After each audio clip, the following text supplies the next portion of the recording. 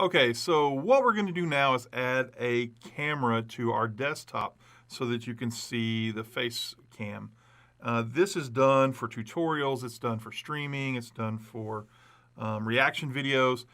It's a real simple way, as long as you have a webcam or camera attached to your PC, to add your face onto there. So pretty simple. We already have our display capture set up here. In our scene. I have multiple scenes over here, but I'm dealing in this one. So I've got my display so you can see all that.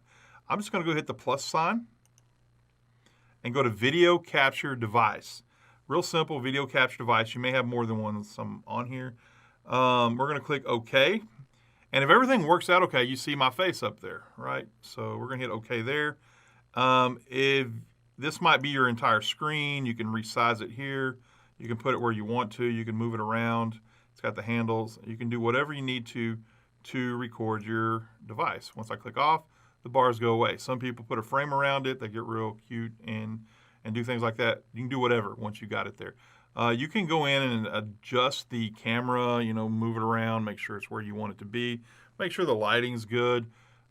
Anything you want to do. If you go to properties here, you can rename the camera. You can change the resolution to full screen. You may sometimes get a black screen here.